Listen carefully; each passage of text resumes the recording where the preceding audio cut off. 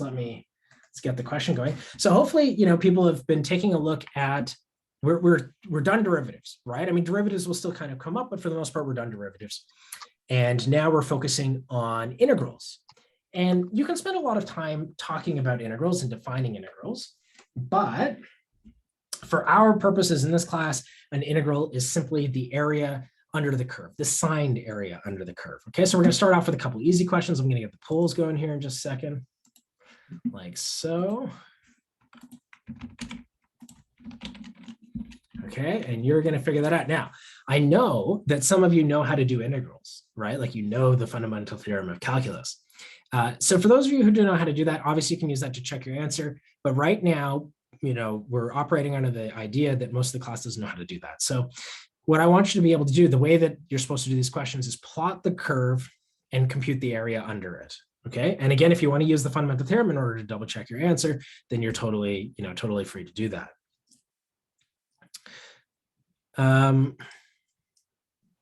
Yeah, okay, so I have this question, which, will the final be similar to midterms?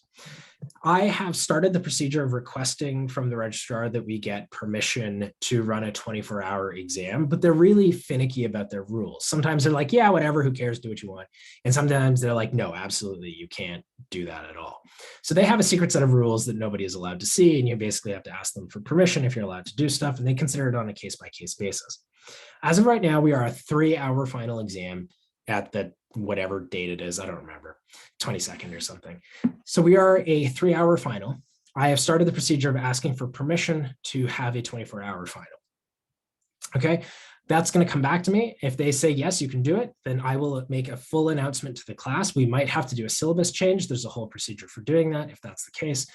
But once I hear back, I will let all you know. If I don't let you know by some reasonable period of time, say 3 weeks, something like that, then we're going to have to assume that it's a 3-hour exam and proceed as such, right? No, there's no chance the date of the exam will change. This is, as much so that you all can plan around this. So you can be certain that the date of our exam will be the date of our exam. The only thing that might change is that I might release the test earlier. So our test is like 1 to 4 p.m. or something on a Friday, which is actually pretty close, right, to our normal slot.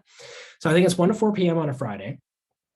And if we get permission for a 24-hour exam, I will release the test at 4 p.m. the day before on Thursday, right? So that's kind of consistent with what we've been doing, our term tests, what our term tests are like this term. So that's what I would do. And we know in that period, you have a guaranteed 3-hour window, right? Because that would be the window that you would normally write 133 in. And that's how it would go. But I would not be allowed to move the test around, and I would not be allowed to make it due later, right? So the deadline would basically have to be 4 p.m. on that day. So in theory, again, right, we'll design the test so it could be written in a 3-hour window. And if you can't allocate 24 hours to it because you're doing another test or something, you can sit in on that 3 hours. But we don't have permission for that yet, so we don't know, right? So until then, there's no real point in speculating because we don't know until the registrar comes back. Yeah, I'd say like basically, if we haven't heard in 3 weeks or so, we can assume it's a 3-hour window, yeah. Which I get is not ideal. I mean, I'm not super happy about that, but like I don't even have that option. So when I create the digital syllabus, I don't have an option to create 24-hour tests. I can choose 2-hour test, 3-hour test, and that's it. And that's automatically generated. So we have to wait then till the exam schedule goes up, and then I can request permission. And I think like if we were all online, like if every class was online, this wouldn't be a big deal. But it's weird this year, right? Because some classes are online and some will be, in person. So yeah, online for sure. I couldn't change that even if I wanted to.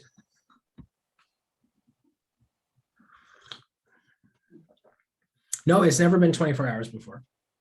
Because this is the first year we ever even did 24-hour tests. Right? I did 24-hour tests because we did have a lot of students last year who were in weird time zones and were getting just crushed because they'd always have to write their exams at 2 or 3 a.m. So that's part of why we did 24 hours. I was hoping that there would be less cheating if I gave you, like, there wasn't a lot of time pressure. There's still a fair amount of cheating. So that was the idea there. Okay, I'm going to call this in 30 seconds or so, get your answers in, and we'll go through it. And then for those of you who don't know it, like already, this is pretty promising. I think a lot of people do see the correct answer. But if you don't, I think once we've done one or two of these, you'll get the hang of it, and then it'll be much easier.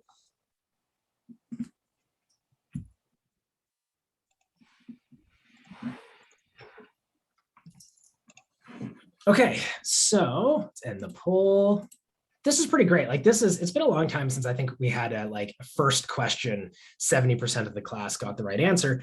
Absolutely, the answer is B. Okay, so let's just go through it quickly for any students who maybe like didn't see why that was the case. Okay, so the question asks us, it's the integral from -2. So this is, oops, let's use white. So question 1, this is evaluate this thing right here, right? The integral of x dx. So for our purposes, again, what we're going to do is let's plot this, this function and take a look at what it looks like. So if we plot this,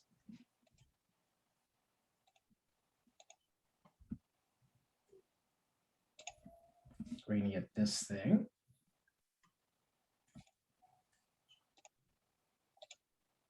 All right, so here's y equals x, and we're going to graph that between the intervals -2 and 2.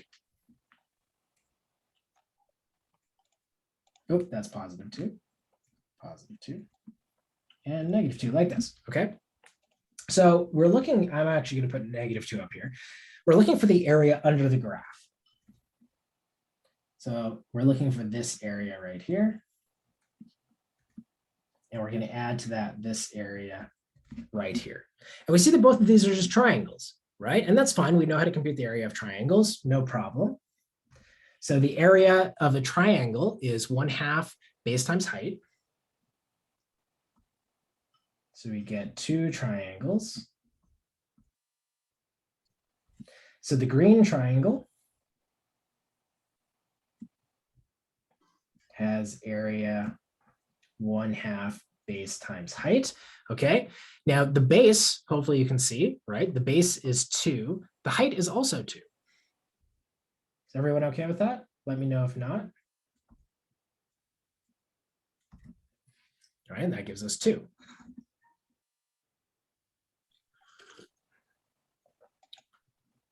Or why? Okay, so yeah, so a couple questions say like, how is the height 2? Okay, so this is the curve. Let me maybe zoom in here. So this is the curve y equals x, right? So what we want to do is we say at the point, so when x equals 2, what is this height here, right? And the way that you calculate, exactly, yeah, exactly. The way that you calculate this is you say, what is the y value? The y value is y is also equal to 2, right? Yeah, so it's not always the case. This is the special case because this is y equals x. If this were y equals x squared sort of thing, it wouldn't be a triangle anymore, right? But the height there would be 4 because that's equal to x squared. So this is a very special case where y is equal to x, but yeah, we can figure out the height here because we know that this is the graph of y equals x. So the y value is going to be whatever the x value is, right? So that's how we get the height is equal to 2. Okay. All right, so that gives us 1/2 times 2 times 2. So if you work all that out, you get 2. Okay, now the red triangle. So again, there's a couple, oh, this is still green. There's a couple of ways I want you to think about this. Now, the red triangle has negative area. Okay, so the red triangle has negative area because any area under the x-axis is negative.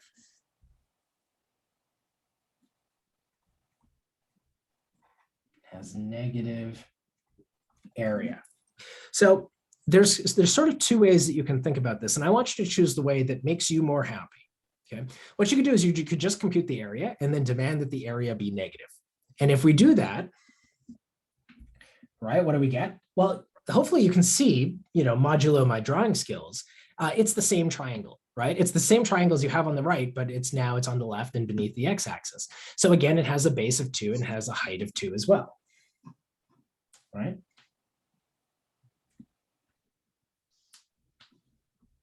Of 1/2 base times height. So it's going to be 1/2 2 times 2, so that's 2. But our answer needs to be negative, so we're going to make it negative 2.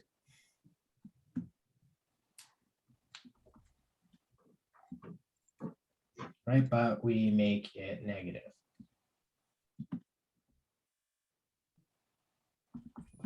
Right? And then the total area is the sum of these two parts. So thus the area is the green rectangle. Oh, that's not green. Rectangle, triangle is obviously what I meant, plus the red one. And that gives me 2 plus negative 2, which is equal to 0. Okay, so that's why the answer is B. Now, I think this is totally fine. And if you want to do this, this is totally okay. You can say because the area is beneath the x-axis, I just compute what the area is and make it negative. Alternatively, and this part might confuse you, and if this confuses you, I don't want you to worry about it at all. What you can do is you can say, well, maybe I'm having trouble figuring out whether the area should be positive or negative. What in that case, what you can do is when you compute the area, always assume that the y value keeps its actual sign, right? The x value doesn't, and this is why this can be confusing, but the y value keeps its actual sign. So when we compute if we were to compute maybe let's kind of redo it. So the green rectangle, I keep saying rectangle, I mean triangle. Yeah, hopefully that clarified that for you. So the green rectangle, we're still going to do 1/2 times base times height. That's still 1/2 times 2 times 2.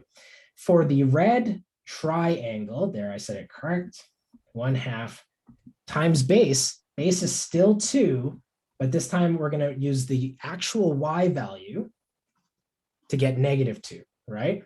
So if we look up at this rectangle here, the y value of this triangle is negative 2, right? This is why this area is negative. So if you want to do it like this, you can, okay? But if that confuses you, because you have to remember that the x value is always taken to be positive, even though in this picture above, it looks like x goes from 0 to negative 2, we kind of ignore what the sign of the x value is and just use the sign of the y. If that confuses you, don't worry about it. Compute what the area is and then say, well, because it's under the x-axis, we're going to make it negative. Okay? Are there any questions about that? I think probably the first way is easier, right? Just remember area under the x-axis is always negative.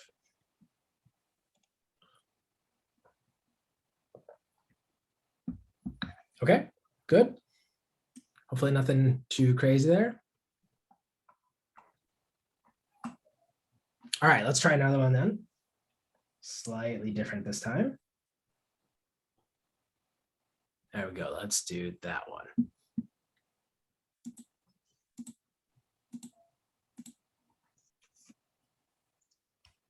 I guess I have a quick question from last.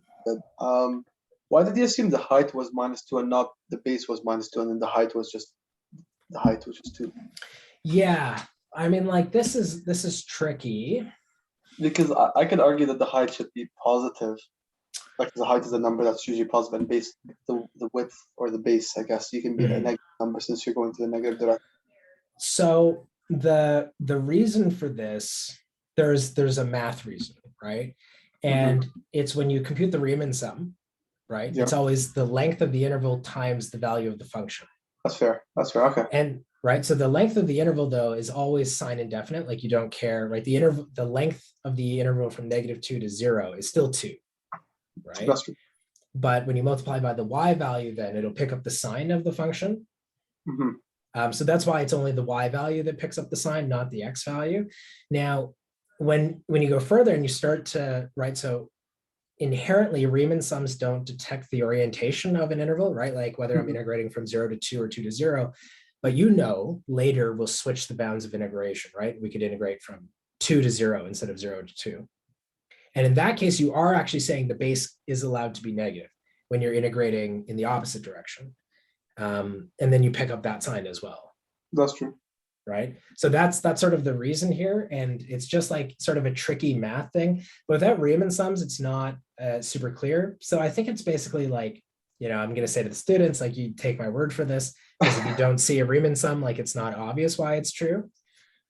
No, that's fair. Not when you said it like that, it makes a lot more sense, because I was Yeah. just mainly thinking arbitrarily about height versus Yeah, base. like just one of them should be negative sort of thing. But yeah, strictly speaking, it should be the y value because it's the value of the function. Yeah. Yeah, that makes sense.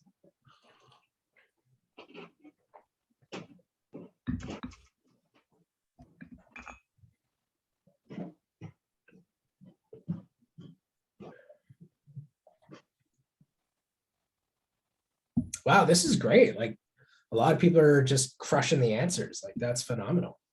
Mm-hmm.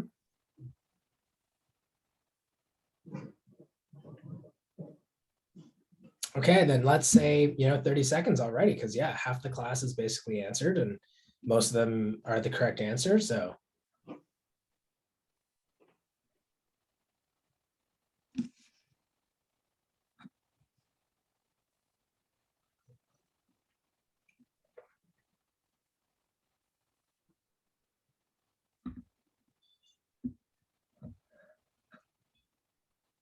there's answers still coming in. I'm gonna extend it a little bit longer, like 10, 15 seconds or so. Give a couple more people a chance to get in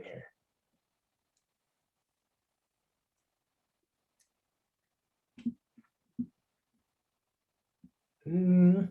Okay, it looks kind of like it stopped. Here, let's take a look at this. All right, 61% of the class says the answer is C. C is absolutely the correct answer. So good job, everyone. And again, so those of you who said C, do you mind if I ask how you did it? Like, did you plug it into Wolfram Alpha? I hope that's not the answer. Do you know the FTC and you secretly use the FTC, or did you plot it? Like, just out of curiosity, for those who are willing to share, what did you do? Okay, yeah, sure. Oh, beautiful. Yeah, I mean, and Terrace, like, Desmos is totally fine. Like, I'm fine with that. But most of you are saying you plotted it. Okay, that's great. So here's question 2. We need to find the integral from 0 to 2 of 2x plus 3 dx. Okay, so as before, okay, yeah, great. Yeah, no, so this is awesome. And you can see, though, like, for those of you plotting, you can see that we're very much sort of limited by straight lines, right? Because it's really hard to compute the integral of things that aren't straight lines. And that's sort of the whole point of integration. Okay, so we're going to plot this, and you can use Desmos if you want. Alternatively, we see that this is a straight line. Its y-intercept is 3, right? So let's say maybe 1, 2, 3, 4, 5, 6, 7, 8. So its y-intercept is 3. And because it's a line, I mean, you could just say, you know, I know the slope is 2. Or you could say, okay, because I know that it's a straight line, if I get 2 points on the line and just connect the dots, that will be the line, right? So obviously I'm not drawing this to scale, but if I choose the point 2 and plug that in, what do I get? 7. So 4, 5, 6, 7. I get this point right here, and I connect the line. Okay, so this is the thing that I got. I should have drawn this much bigger, but whatever, it is what it is. Oh no, I deleted my thing. Okay, there we go. I just want to delete that. There we go. Okay, so here's 0 and here's 2. I just plugged in x equal 2, got 7, plugged in x equals 0, got 3, and added them together. Oh, wow. Yes, that would be wrong, but like, it's funny that worked out. Like, that's actually awesome that worked out. So I got a direct message saying I plugged in x equals 0, I plugged in x equals 3, I got 7 and 3, which is 10, and that's the number. Okay, so this doesn't turn out to work out in general, but it's funny that it did here. Like, that's kind of cool. Yeah. Okay, so again, we get this shape here, right? And what I want you to do is say, okay, I don't know how, like, maybe you know how to find the area of this thing. It's like some sort of weird parallelepiped or rhombus or whatever the case might be. But hopefully what you do is you can see that you can break this down into a rectangle and a triangle, right? Maybe let's call that rectangle R, and let's call that triangle T. Okay, and we just need to find the area of the rectangle and the triangle, and then we'll have the area, right? Okay, so for the rectangle, So it's base times height, right? Our base is 2 and our height is 3.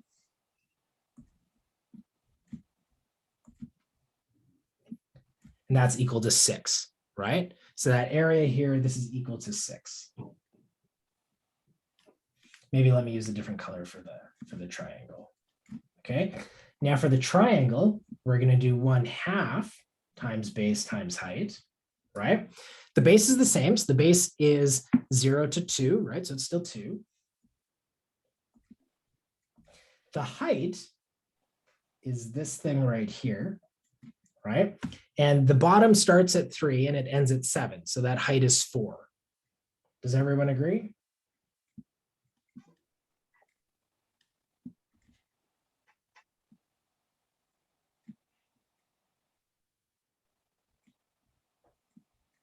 So it's equal to 6 plus 4, which is 10. Can I explain the 4 part? Sure.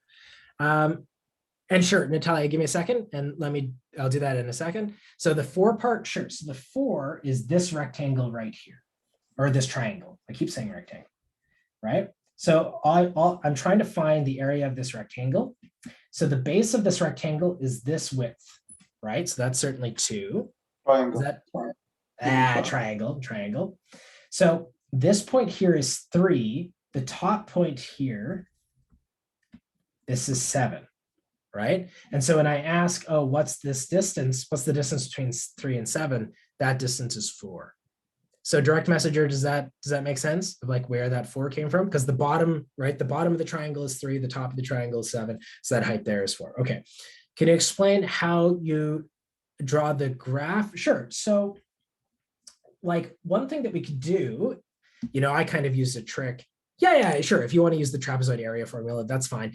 I would much rather, yeah, sure. It's fine. I think you can go straight there if you want. What you can do, I said, listen, I know 2x plus 3 is a line. And I know through geometric properties, if you have any 2 points on a line and you draw the line connecting them, that is the line, right? Like if you take any 2 points in the line, you can reconstruct the line by putting your ruler down and just connecting the dots. So all I did was try and find 2 points and then I drew the line between them. Alternatively though, you all know y equals mx plus b, right? Where m is the slope and b is the y-intercept. So here, right, I've got a slope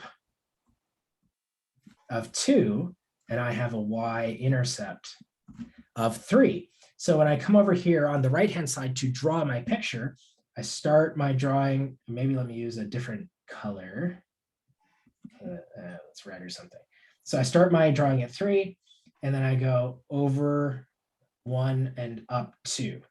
Right? Over 1 and up 2, because that's what the slope means, right? It's rise over run. So I go, rise 2, run 1. And then, okay, so that gives it to me on 0, 1. And then I do rise over run again. So I go 1 to the right and 2 up. And if you do it like this, you can reconstruct the graph that way as well. So Natalia, does that make sense? Okay, cool. All right, everyone. So yeah, that's how you do. Is this the only method to solve these questions? So Curdy, for now it is. And again, you can imagine this is kind of silly, right? Because you're like, is this it? Like, is this fancy integral sign just like a fancy way of saying compute areas of triangles and rectangles? Sure, Naga, just give me a sec. And the answer is yes for now, because I'm just trying to get you a feel for what the integral is, but we're very going to quickly learn. Yeah, so what we're going to do is we're going to learn something called the fundamental theorem of calculus. And what it's going to tell us that we can do is we can actually use derivatives in reverse to help us find areas, which ends up being a really cool thing that is not at all obvious and is actually very surprising, but we can use derivatives and actually derivatives in reverse in order to help us find areas. So it ends up, that's how we're going to do it later. But for now, right now, this is sort of the only thing we can do. Yeah. Okay, so I was kind of asked to kind of re-explain slope. So just very quickly. So remember, slope is rise over run, right? So in this case, our slope is 2. You can write that however you want. I kind of think of it more as 2/1, but if you want, you can think of it as 4/2. But it says, right, when I'm graphing it, if I go to the right 1 space, then I have to go up 2 spaces, right? So the run is 1. That's if I go to the right 1, then I have to go up 2, right? That's how I read that. Or if you want to write 2 as 4/2, it says if I go to the right 2, then I have to go up 4. To the right, go 4 up, right? Or 1 to the right and 2 up. No, you could do, so the question is, do you do run first and then rise? And the answer is you can do them either way, right? Like if you did rise first, and here, I'll try and use maybe black for this. If I did, why pen? You worked so well all day. So think about it. If you went up 2 first and then over 1, you'll end up at the same spot, right? Like it doesn't matter whether you do rise first and then run, as long as you do it in the correct ratio, right? You'll always end up at the right spot. Cool. Yeah, it's the same thing, right? Like if you think you're like on a city block, it doesn't matter if you go north then west, or if you go west then north, right? You end up at the same place, assuming it's like a square block. Does my pen work again? Come on, pen, what's going on? Okay. Okay, everyone's good with that?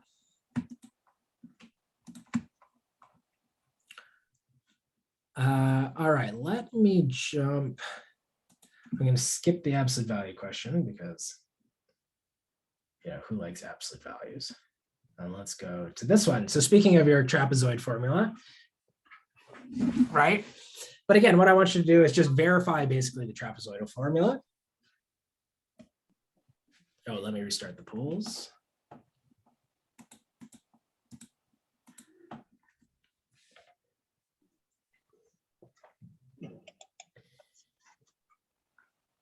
Okay, and as a bonus, so for those of you who managed to do this very, very quickly, as a bonus, what I want you to do is see if you can write down the function f.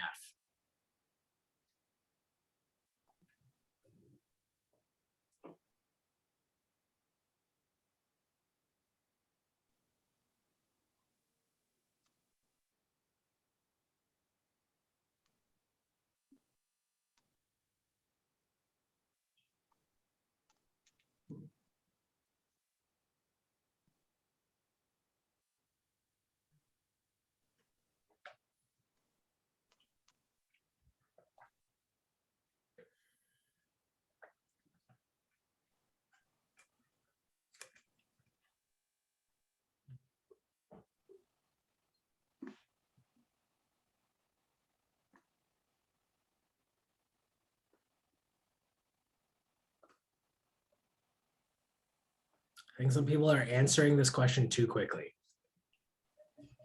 Mm-hmm.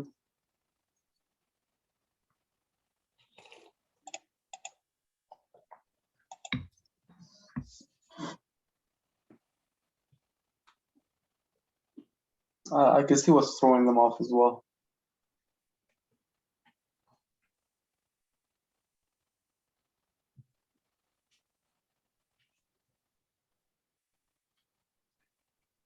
Yeah, really good bonus question actually would be to see if you can write this function down. You're gonna have to use piecewise. Connie, yes, it is.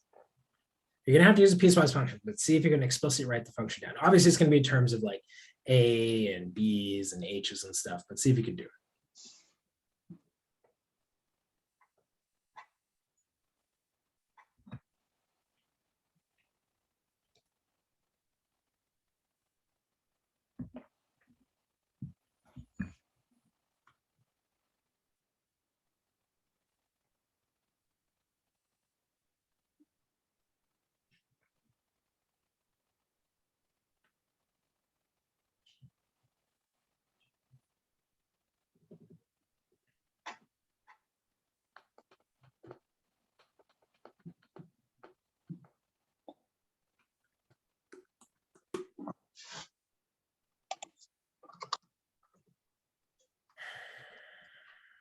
Right, so Brandon, that means that like that is right, but it's not an option, so you can't pick it.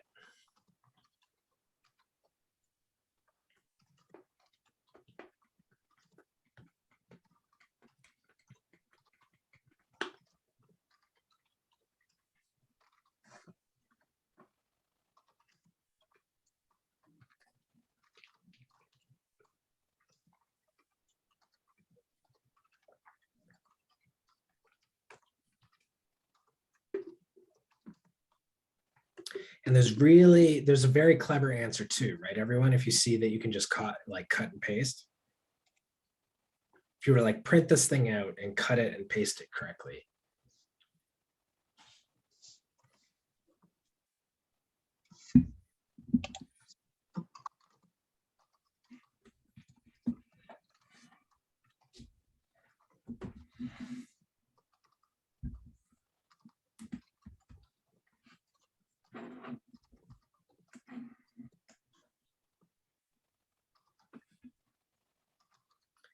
Okay. Oh, I looked away and most of the class hasn't answered. Okay, let's say 20 seconds more.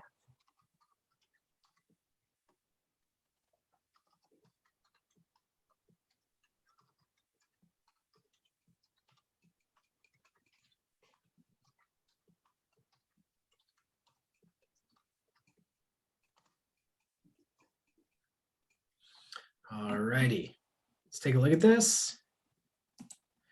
Okay, we're split on this, right? Seems like the class is largely leaning towards D with a heavy sort of population thinking about A. A is the correct answer. D is not correct.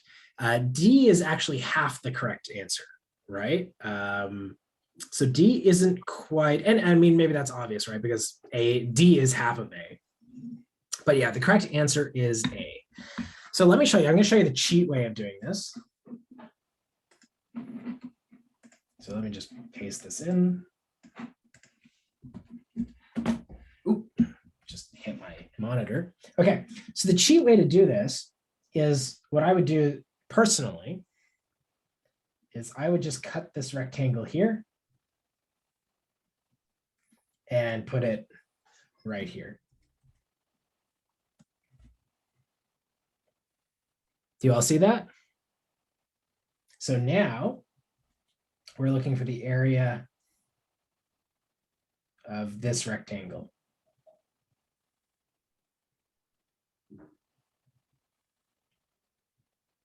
Right? And the width is A plus B2. The height is just H.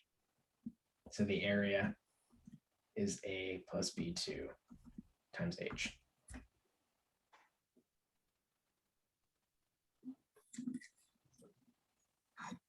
Does that make sense? Now, if you weren't, if you didn't see that, what would you do? So again, my hope is that you would kind of, okay, which of these is the paste button? Is this the paste button? Yes, okay. So what I would do is I, again, just sort of break this up. Okay, so I'd break it up into here's a triangle. Here's a triangle. So let's label these. I'm going to call this T1. I'm going to call this the rectangle, and I'm going to call that T2, right? That's okay. I mean, it's fine, right? As long as you get at the answer by the end, if you kind of see the clever thing eventually, that's totally okay. I don't think there's anything wrong with that, right? So again, sort of, we could save ourselves a lot of time if we realize T1 and T2 have the exact same area. Now, if we want to compute the area of T1, I'd say, okay, well, what is the base? So the base is A, and the height is H, right? Like you're basically given that. T2 has the same area. Right? Because again, you're told that its base is A and its height is H. So you get both of those for free. The only thing we then have to figure out is what is R. So R is very nice if we just write it in terms of B2 instead of in terms of B1. And in fact, most of the answers involved B2. So that's probably what we should do. R is B2 times H, right? Because it's just a rectangle. And so now if I add all these things up, so T1 plus T2 plus R, 1/2 AH plus 1/2 AH plus B2H is going to be HA plus B2. So that's also A.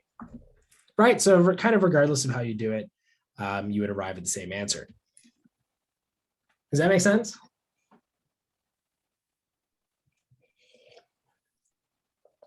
Did anyone manage to write out this as a function? Mhm. Can actually, here, let me just, can anyone tell me what the equation of this, just this portion right here is? Mhm. Like, what is the equation of that line?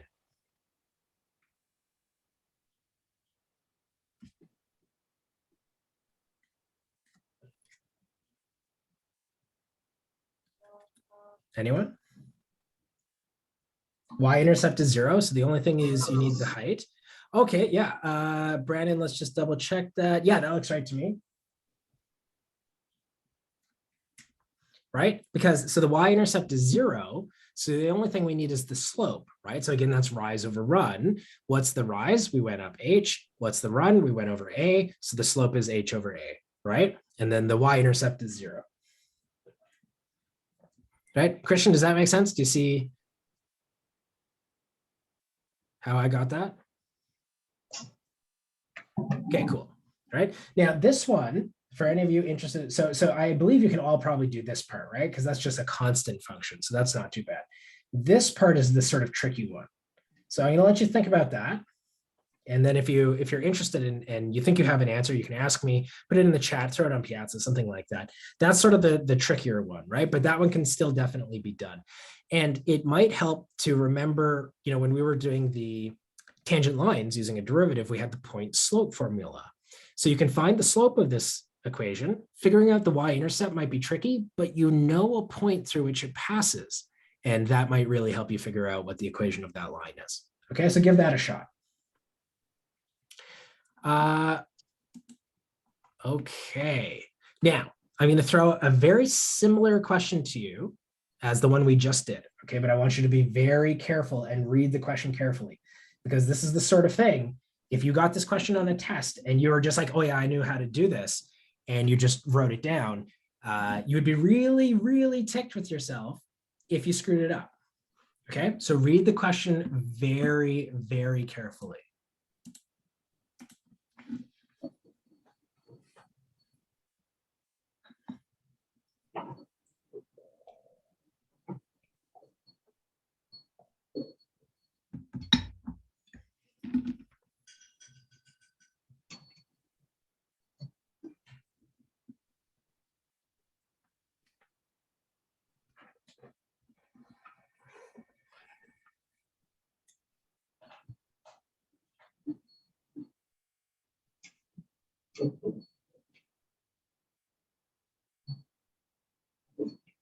Tyler, can you hear the? I know that we're doing some like yard work upstairs. It's kind of really loud. I can hear it very vividly, but can you guys hear it through? I don't really hear anything. I hear like an occasional sort of like movement on your end, but I assume that's just you. Does anyone else hear anything? I don't know. Yeah. No, because I know they're moving a bunch of stuff upstairs and they're working and stuff. So. Yeah, I don't really hear anything. Okay. Yeah, that's fair. As long Yeah. as you guys. Because if that, Well, I'll mute myself. That's yeah, no, I think it's fine. It's okay. Okay. Connie, you've asked, what is the value of the function after B1? You don't know. Yeah, as far as you know, like the domain of the function is 0 to B1. So you don't know what happens after B1. But you shouldn't need it for this problem.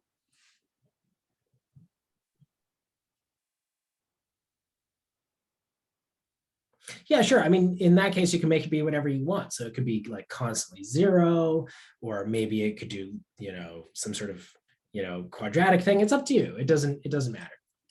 Or maybe you could just let the line keep going. Yeah, it's really up to you. You can let it do whatever you want it to do.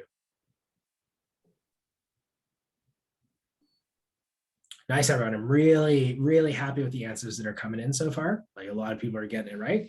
Makes me really happy. It is, yeah.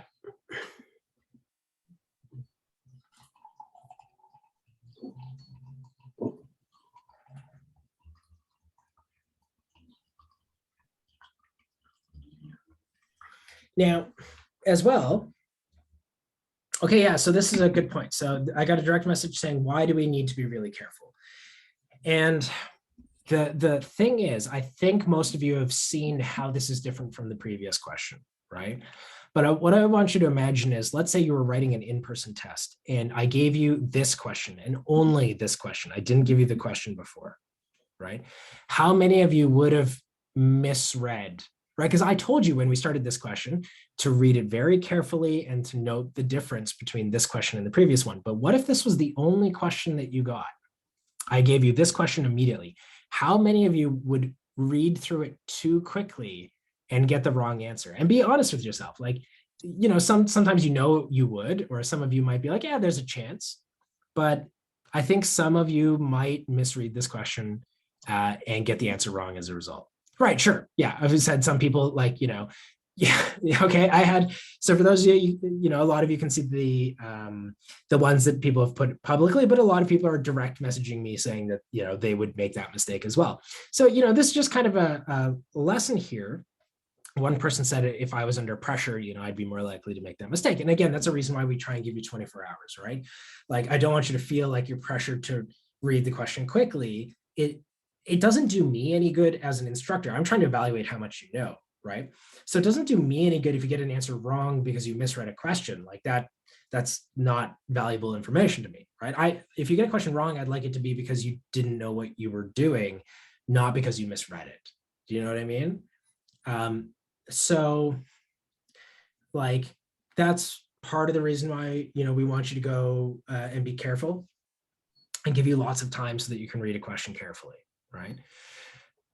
Okay, so I'm going to lock this down in like 20 seconds because it's pretty similar to the previous question, right? It actually just is the previous question with, it's a little bit easier than the previous question.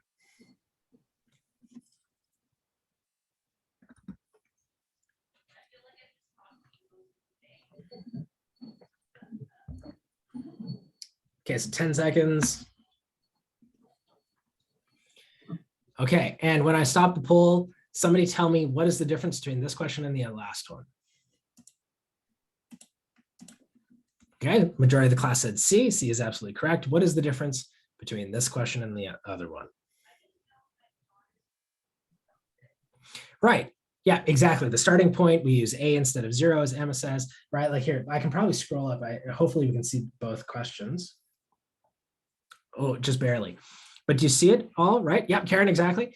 You like see the starting point, right? So the integral of the first question, of question 4 here, goes from 0 to B1. The B1's kind of cut off, right? The next question, the question we're doing now, starts at A instead of 0, right? So exactly, good catch, everyone.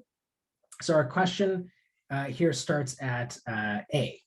So if we look at this, right, it's the exact same question, but now we do not care at all about this. We don't care about this, right? We're just going to ignore this because we're starting at A and going to B1. So now we just want the area of this stuff.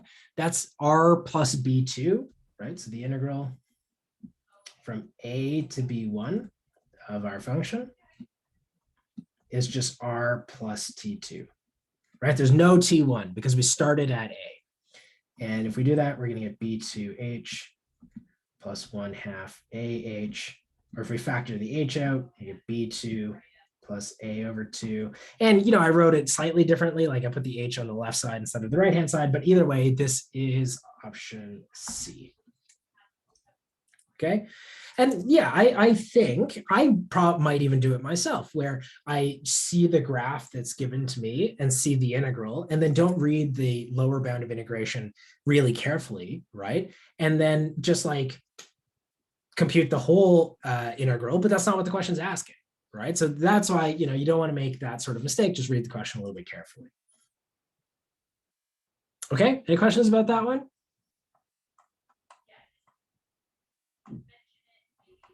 How about the other A? Okay, so now remember, what is when I write this integral down, what am I asking?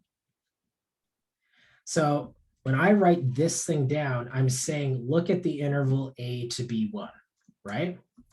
And on my x-axis here, right, I know this point is A, right? So this point is 0. This point is A. This point is B1. Whatever the heck this is, you're right. There is another A here, but this one is like B1 minus A. Do you know what I mean? Like that's what that point is. So the integral tells us which interval to look at it. And it's saying look at A to B1 like that, right? It's saying look at this interval. So we're not really worried about this A other than how it, how we use it to compute area. But other than that, we're not really worried about it. Yeah. But yeah, no, it does help us compute the area, right? Like we still need it for that reason.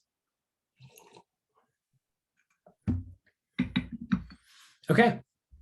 Well, I don't think we're going to have time for another question. And besides, the next question is sort of what I want to reserve for Thursday anyway. So I think that's going to take care of our lecture today. So thanks everyone for coming.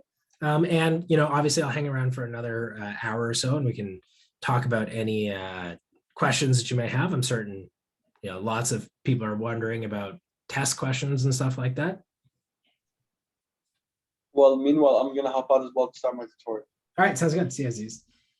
See you, everyone. Okay, so anyone, any questions?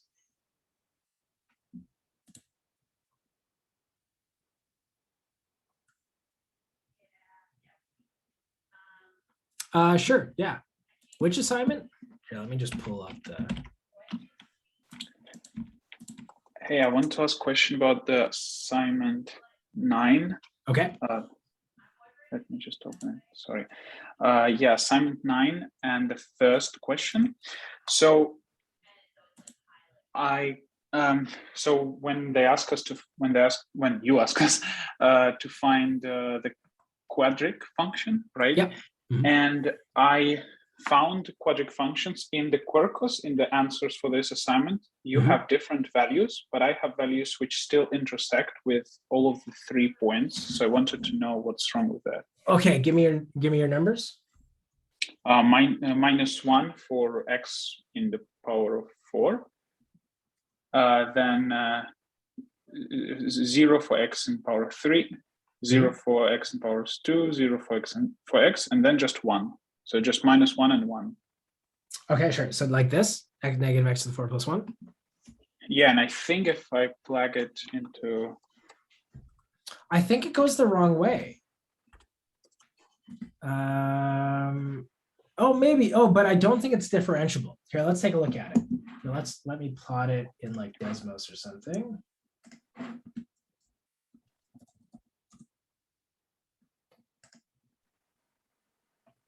Okay, so let me see if I remember how to do y less than -1, 0. Is that how you do piecewise? How do you do piecewise function? 0, y less than -1 like that. Okay, whatever. First of all, let's just graph yours. So 1 minus x to the power 4, right? So it does intersect, but it's not going to be differentiable because, so the function is 0 coming into this graph, right? And so when it gets here, it like takes a quick turn, right? It goes 0, 0, 0, and then just kind of like shoots upward. And so the function will fail to be differentiable here because if you set up the difference quotient and you compute its limit as you approach -1 from the left, you'll get 0. And the function you gave me will have a slope of -4 here. And so the two-sided limits, like the left-sided and the right-sided limits don't agree. And so this function doesn't end up being differentiable here. So it does intersect. This is something you could use for continuous, but the question specifically says that the answer also has to be differentiable. Does that make sense? And I should have just like understood it by looking at when I graphed it, right? Right. Yeah, you could have probably seen that it would have, met in not a, differentiable functions are smooth, right? They don't have any like weird corners or anything. But let me look up how I do piecewise functions in Desmos real quick. Yeah, why didn't that work? Y equals 0 if No, I gotta do the. If you want to do it for x, you just, after the function you did like x between this and this. Like this, right? So I can see it there. I seem to have the thing. -1 less than x less than 1. Like so. What did I do wrong there?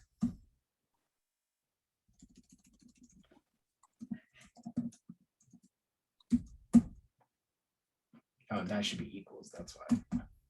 There we go. And then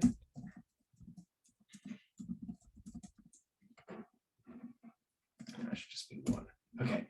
Yeah. So here is our graph. And hopefully the colors come through. I know it's probably the lines are a little bit thin, but you see that we have this like jagged corner here, right? At -1. I've got this jagged corner here at +1. Now, if we do the solution that the thing gives us, so what does it say? It says x to the power 4 minus, x to the power 4 minus 2x squared plus 1. And we can see that one comes in much more smoothly, right? And that is the difference. So I imagine what you must have done is just not included the derivative conditions. So like your answer is totally great for part 1, which it just wants a continuous thing, but we don't get, a differentiable at -1 here. We can even just like zoom in even more. Oh no, now it's zooming in the whole thing. That's not what I wanted.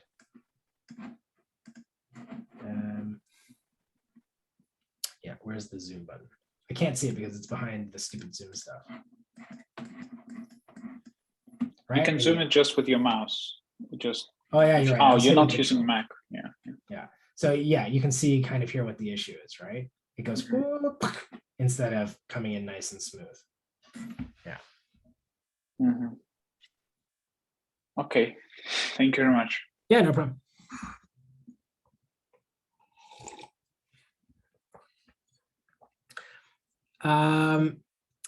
So Ahmed, is the same as the thing on Piazza. Like, I don't know what 6.7 is.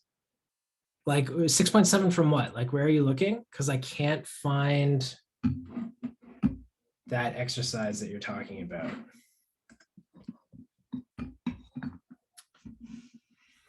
It's the exercise in chapter 6. Okay, I'll pull it up, but like, I'm pretty sure I don't remember seeing there. So 6.7 for me says find the values of A and B which make F everywhere differentiable. About finding second derivatives.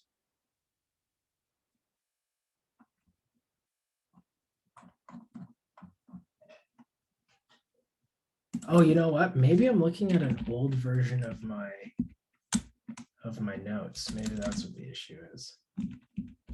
Oh yeah, maybe I was looking at an old version. Okay, let me take a look again. I think I just maybe had the wrong document up. Find the second derivative to each function. Okay, so a couple people have asked things. Let me just give me a second to write them all down before I lose them in the chat.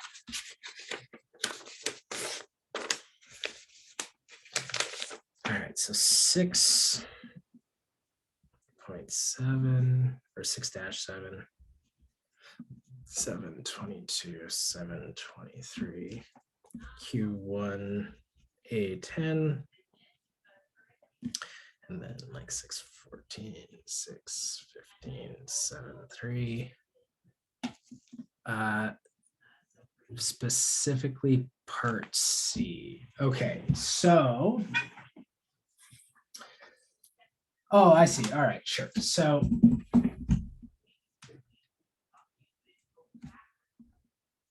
this is 6-7C.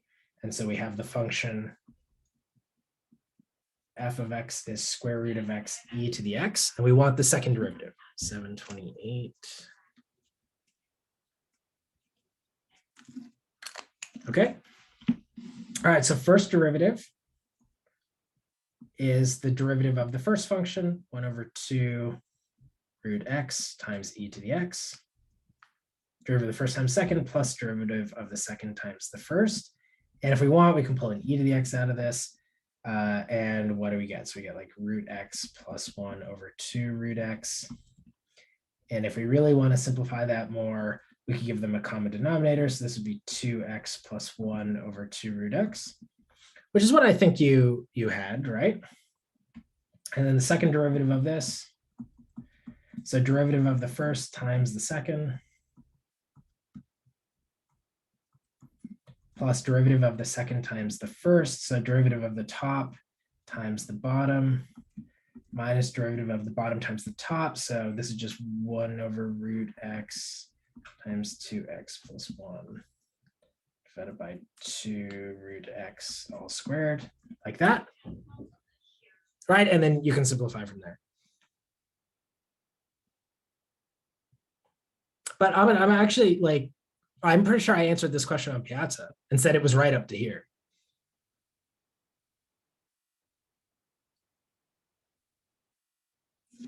Yeah.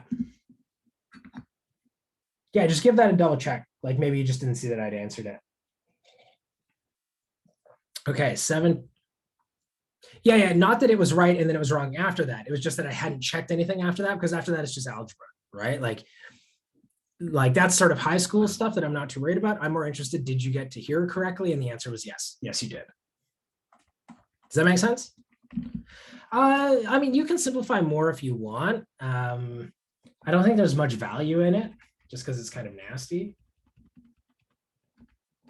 Right, like I said, I'm more interested in, do you know how to find a derivative rather than do you know how to go through a bunch of complicated algebra to simplify things, right? Sometimes you should simplify things, but like I said, I'm more interested in, can you get to here, right? That's my objective.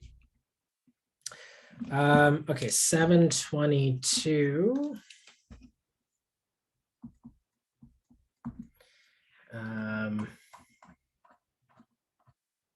Oh, this was a test question way back in the day. Because even in 6.1, I'm having trouble with derivatives at a point. Yeah, but I like, look at again at some of my Piazza things. I think in those cases, it actually was just algebra, right?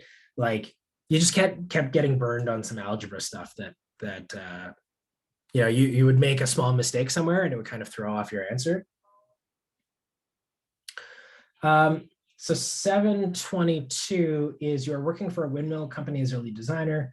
The productivity of a windmill is proportionate to the area of its blades. Your goal is to maximize that area. Each windmill that you produce must have 4 identical triangular blades. For engineering reasons, each triangle must be an isosceles triangle, and the total perimeter of each triangular blade cannot be more than 10 meters, right? Okay, so the perimeter must be equal to 10 meters, or can't be more than 10 meters. And we want to maximize the area, right? And so we even give like a picture that looks like this. This is H, this is L, and this is Y.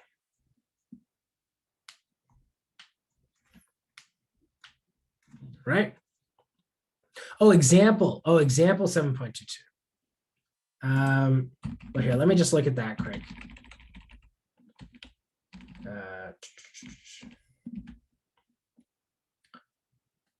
Oh, okay, sure. Like the classify the critical points and determine the intervals of concavity. That one. Okay, so we've got, yeah, so here, this is now example 7.22. We can come back to this if people want. So f of x is ln x squared plus 1 minus x. Okay, and I'm going to use the derivatives. Do you need me to compute the derivatives, or are you comfortable with the derivatives that I have in the solution?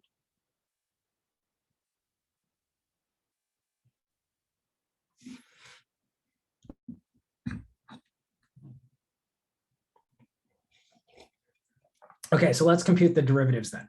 So first derivative, right? So we have to use chain rule on this. So it's going to be 1 over x squared plus 1, because that's how we differentiate ln, right? Times the derivative of the x squared plus 1 term. Is that okay? Or do I need to break that one down a little bit more? Yeah, so that's okay. And then, after this, it's algebra, right? Because the answer doesn't want to play with this. So it says, let's give this a common denominator, 2x plus 1 minus x squared plus 1, x squared plus 1. And, it does some simplifications and ultimately gets down to like this. The derivative of ln, yeah, so the derivative of ln of any function, well, here, let's do x first. Ln x is 1 over x. And then by the chain rule, if you do the derivative of ln with some function inside, that gives you 1 over f of x, f prime of x, like that. Yeah. Okay. So the critical points, like once you have this function, right, the critical points are where this function is equal to 0 or where this does not exist. So if you want to set this to be equal to 0, you just look at where the numerator is 0. If you want to figure out where it doesn't exist, you look at where the denominator is 0, right? Now the denominator being x squared plus 1 is never 0. So we don't have to worry about that. The numerator is x minus 1 squared. So it will be 0 precisely when x is equal to 1.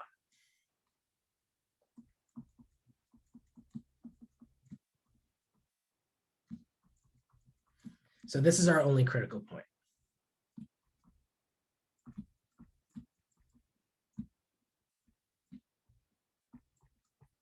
Does that make sense? Are we good there? Okay. So do you want to do the classification of increasing, decreasing, or should we go straight to second derivative? Like specifically, is there a part of this question that like you want to see?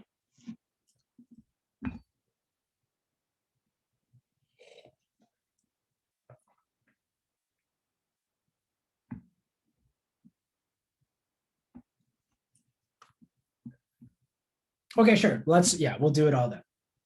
Okay, so the only point of like interest of critical point interest that we have is when x is equal to 1. So this is the only place where the sign can change. So what I'm going to do is set up a table, x less than 1, x greater than 1, right? And I'm going to look at the sign of my function here. So I've got x minus 1 squared, x squared plus 1. And I wouldn't even include these. And I think I say as much probably in this solution. I wouldn't even include these because I can just see these are both everywhere greater than 0.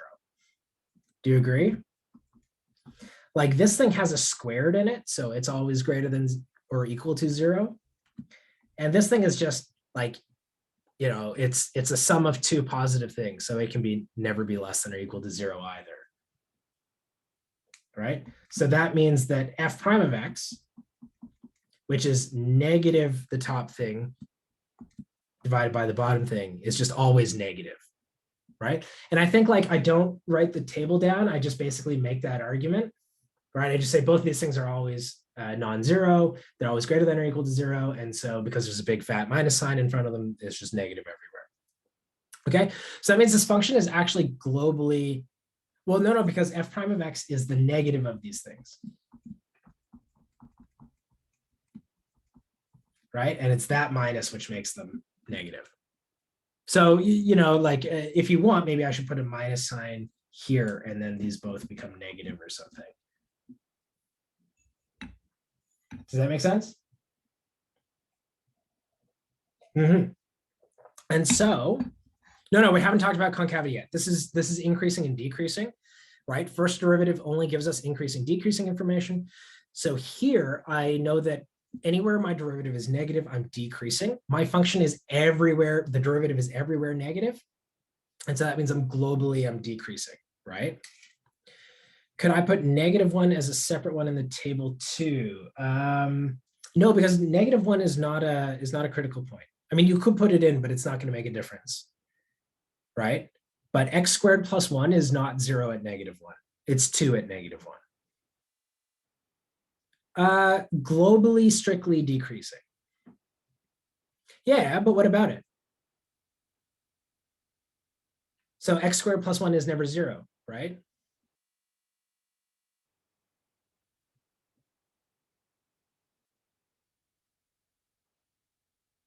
Yeah, but why are we putting -1 in? I'm just not certain why you want to do that.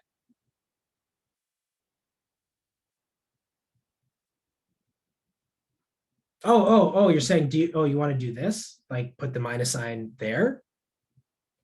And then make this plus, plus, minus, minus?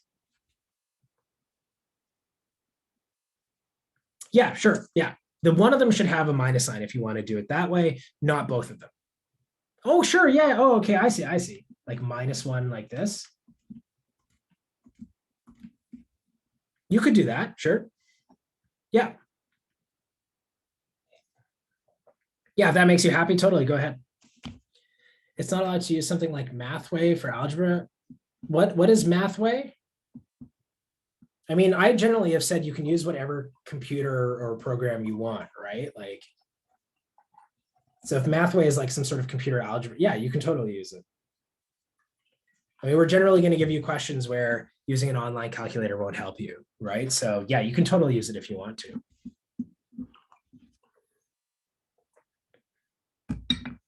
Okay. So globally strictly decreasing is the answer here. For the concavity, we have to look at the second derivative, right?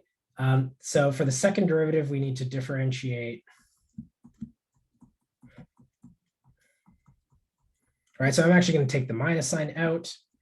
Derivative of the top is 2x minus 1 times the bottom is x squared plus 1 minus the derivative of the bottom times the top, all divided by the bottom squared. Right, and we can do some simplification of that. It's a little bit of work, but we get this thing, right? But we can also put the minus sign in either part of the fraction. Yes, yeah, Jeremiah, absolutely. Thus the x less than 1 exponents are negative and negative for the minus. I'm not certain what that second thing means, but yes, you can put the minus sign in front of either of the fractions if you want to, like the numerator or the denominator. That's totally okay. But yeah, if you explain to me what that second sentence means a little bit more, I might be able to clarify it.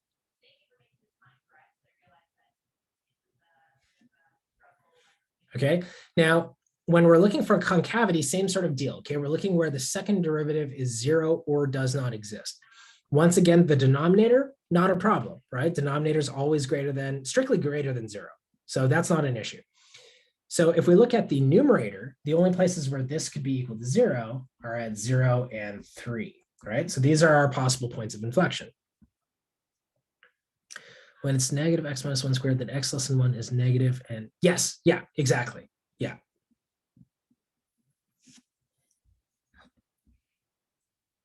Yeah, no problem. Okay, so for concavity, we're going to do exactly the same thing. We're going to set up our table. All right, so we're going to look at x less than 0, x between 0 and 3, and x bigger than 3. I'm going to look at the parts of my function here, 4x, x minus 3. And again, there's no reason to do this part because this part will always be positive. But if it makes you feel better, include it in the table, right? But I know this thing's just always going to be positive, so I'm not worried about it. Now, if you're clever, okay, if you're clever and you put these things in the same order as this, something very nice happens, okay? Negative, negative, positive, negative, positive, positive.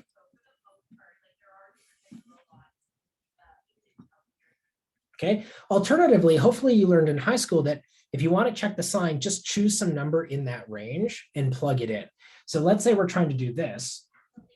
I know that the number 2 is between 0 and 3. And so if you plug it into here, you would get 4 times 2, that's 8. Okay, 8 is positive, right?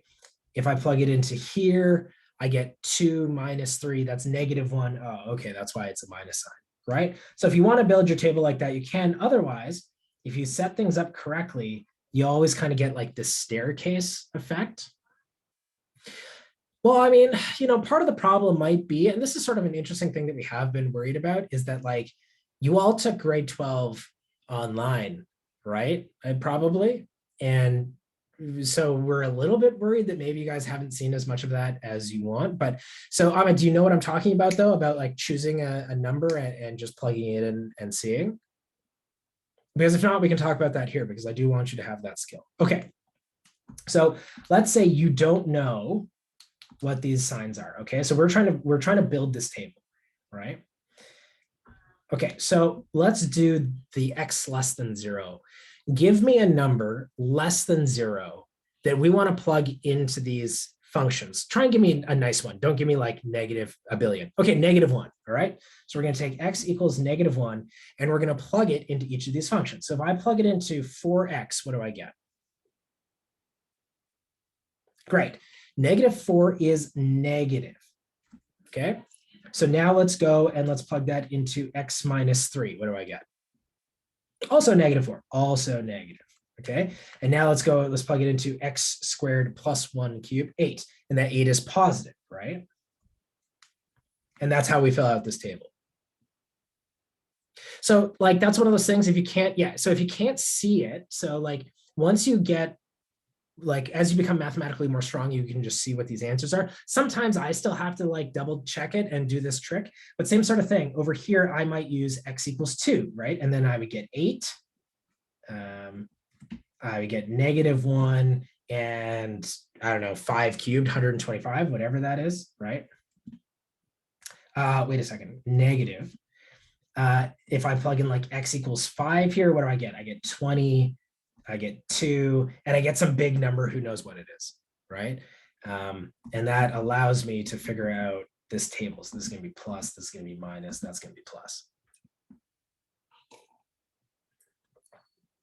Yeah, for sure.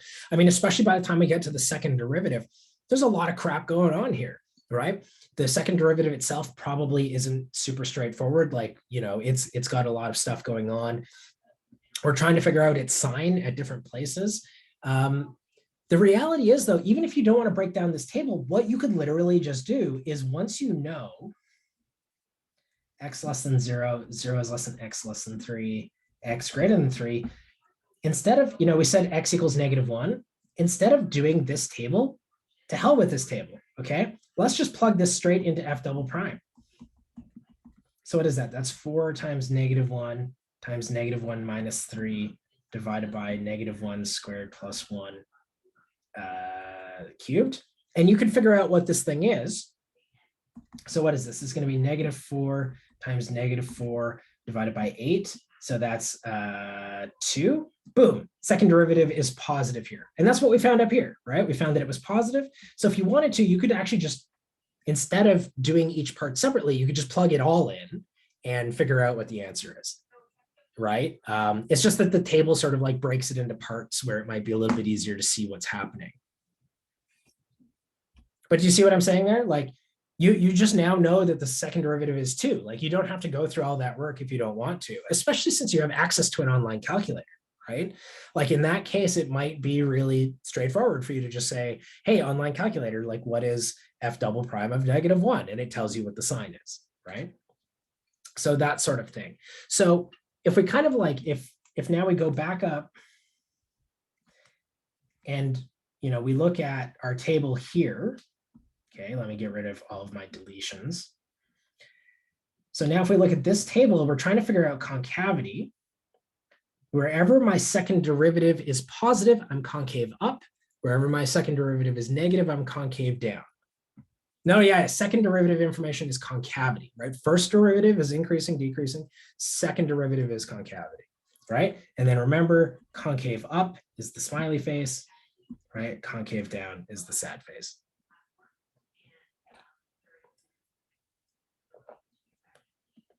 Okay, so does that make sense? Does that kind of clarify that for you?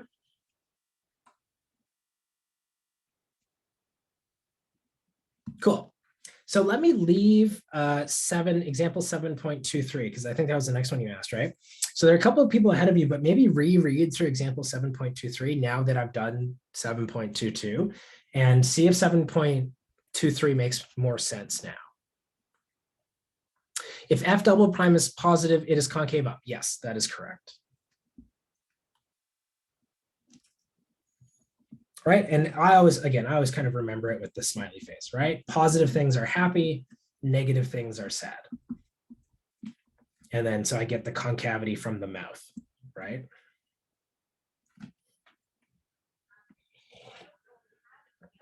Okay, cool. Yeah. All right, Amasa, hopefully that was helpful. So somebody asked about assignment 10, question 1. Let me just pull that up here. Okay, so somebody asked about A10, question 1. Was there a specific question about that? Or is it just kind of like generally, how does it work? Or like, was it, how do you find the derivative of f? Whoever asked that question, what was it? Because I just made a note about what sort of roughly question it was.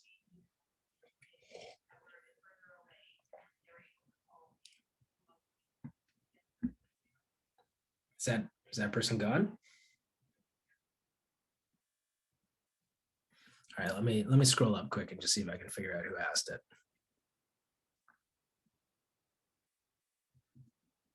Sean, are you still here? Did I lose you? No, you're still here. Sean, what about assignment 10, question 1? Did you want to know about? The slope of f? Like how did we compute the derivative of f or the derivative of g? Or because so we say that these two tangent lines have to be the same, right? And if they're the same line, their slopes have to be the same, right? Hopefully you agree. So I imagine your issue is like, well, how do we find the slope of one of these functions? So is there a particular function? Is it the slope of f? Okay, sure. Yeah, we can. So I also got a direct message from somebody else being like, hey, yeah, I'd be okay if we did this from scratch. Okay, so this is like A10 Q1. Okay, so we've got two functions here. We've got f of x, which is x to the b to the x. And we've got g of x, which is this gross thing, -5 plus the square root 1 plus 10 ln x plus 1, like that, okay? And we're told that the tangent line to f at 1 is the same as the tangent line to f at 0, right? So the tangent to f at 1 is equal to the tangent to g at 0, okay? Now, the slope of the tangent line is the derivative, right? So this thing will have slope f prime of 1. And this thing will have slope g prime of 0. Does that make sense? Is everyone with me so far? So the tangent line to f at 1 will have slope f prime of 1, and the tangent line to g at 0 will have slope g prime of 0.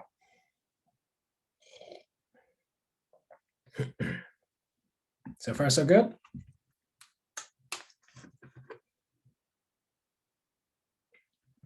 All right, if I don't hear any objections, I'm going to go on. So we need to compute these things, right? I have to compute f prime of 1, and I have to compute g prime of 0. Okay, let's maybe do g first. I think g is maybe the easier thing. Okay, and remember, you're not allowed to do this. I'm doing this because I'm here and you can see me explaining it to you, but I'm going to divide my paper in half and I'm going to find the slopes of them separately. Okay, so let's differentiate g. Now the -5 doesn't matter, right? So I get g prime of x is 1 divided by 2, 1 plus 10 ln x plus 1 times the derivative of the inside, which is 10 over x plus 1, like that. Is it okay how I did that? Or do I need to do that slower?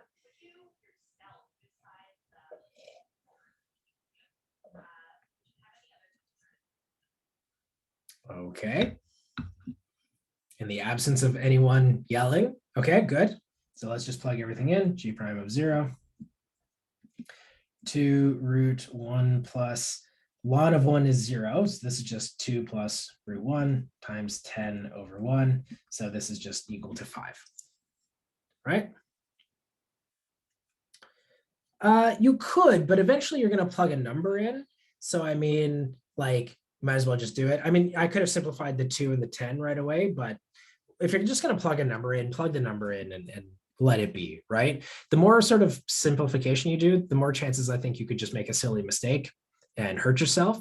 But you do what you want. Now, for f, this is the tricky thing, right? Is how do we differentiate x to the b of x? So first thing, let's maybe recall something really quickly. So let's say recall that the derivative of b to the x is b to the x ln of b, okay? No, it is 10 over 2. Yeah, and that's why we got 5, right? This is all together, right? Because this thing is 1 over 2, and this thing is 10. And so together you get 10 over 2, right? But 10 over 2 is 5.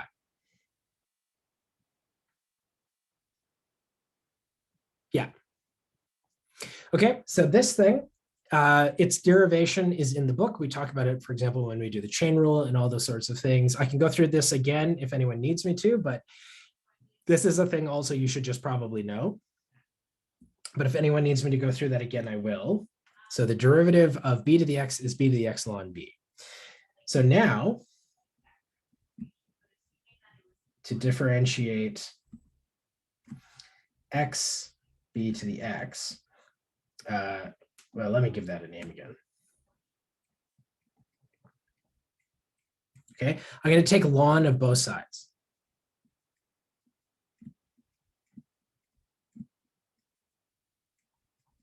Right, this is the standard trick when we have x's both in the base and in the exponent. Okay, when it's both in the base and the exponent, always take ln of everything. So I'm going to get ln f of x. Don't forget to take ln of the left-hand side, because if you forget, you're going to get the wrong answer. That's going to be ln of x to the power of b of x. And then again, the whole reason why we do this is because the exponent in the ln can come down in front like this, right? So it goes from being an exponent to just being multiplication. So now, let me maybe just rewrite ln f of x in here. Now I'm going to differentiate both sides. So now we differentiate. So we're going to get f prime of x over f of x, excuse me, on the left-hand side, right? And we had talked about this. Somebody even asked me, how do you differentiate ln earlier? And I wrote that down, right? So we got f prime over f for the left-hand side. That's why you have to remember to take ln of the left-hand side, or you get the wrong answer. And now we're going to product rule the right-hand side, right? So maybe let me write this as d dx b to the x times ln x plus b to the x d dx ln x. And I know all these things.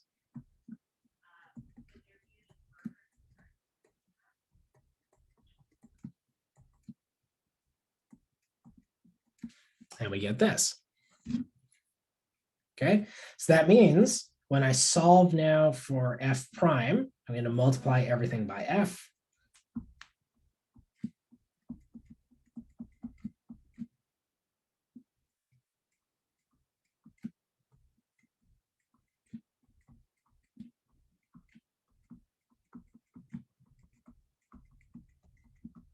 Like that. And hopefully that agrees with the solution. B to the x ln b ln x looks good. Yeah, that's okay. So I think what you're saying there is maybe you did x b to the x is e to the b to the x ln x, like that, and you differentiated that, Brandon. Yeah, that's totally fine. It's the same thing. But yeah, so if you want to do it this way, you could. So for any of you, if you want to do this instead, that's totally fine. It basically, it gives you the same answer. Okay, so either way we end up here. And then we say, okay, well, what did we need again? Let me look up. Oh, we needed f prime of 1, right, at the top of the screen there. So let's plug 1 into this.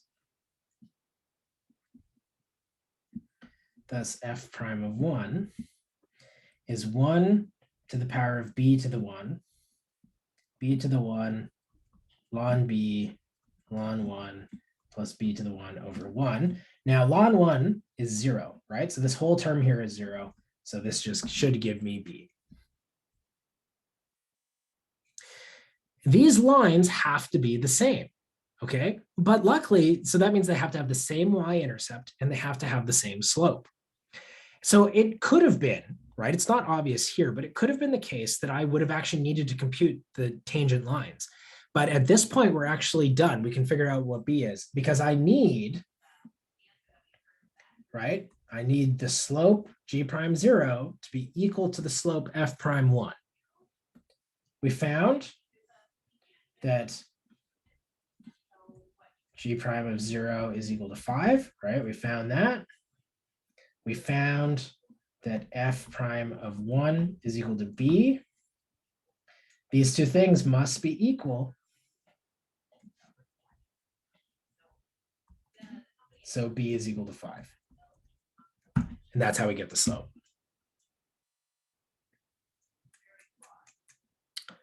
Why the differentiation went from dividing to adding. Can you point out which point? Like, I assume it's in the f of x computation, right?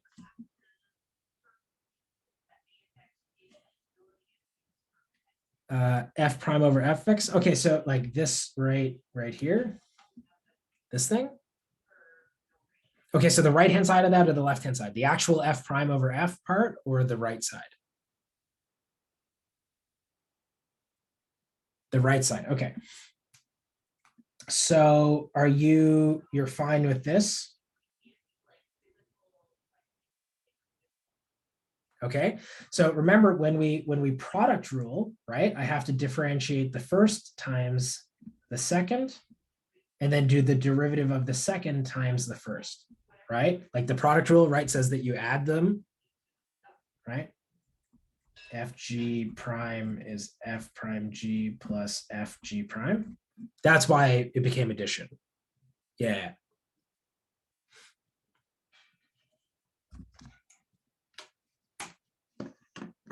So does that clarify that for you? It's good.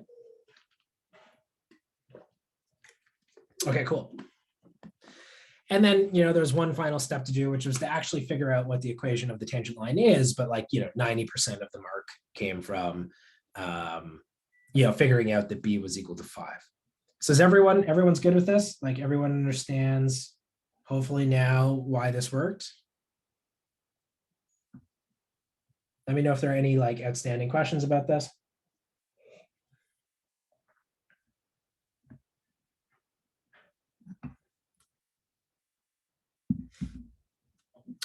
Do we just take ln in these situations? Yeah, generally. So if you have anything where x appears in both the exponent and the base, so let's say you have some function on x to some other function of x, yeah, taking ln is really, really good. So you can either do what Brandon did. So what Brandon did was say, oh, look, this is equal to this. And then you can use a really nasty sort of chain rule. Or what you could do is you could say let h of x be f of x to the power of g of x, take ln of both sides, equals ln f of x to the g of x, which is equal to g of x ln f of x, and then differentiate both sides. So if x is ever in the base and the exponent, the correct answer is to take a logarithm. Okay, that's the important thing to do. How do you make f prime 1 equal b? Okay, so so in this, well, it's the same reason. The reason why we have to use ln in this situation is because, and Sean, I am going to answer your question in a second.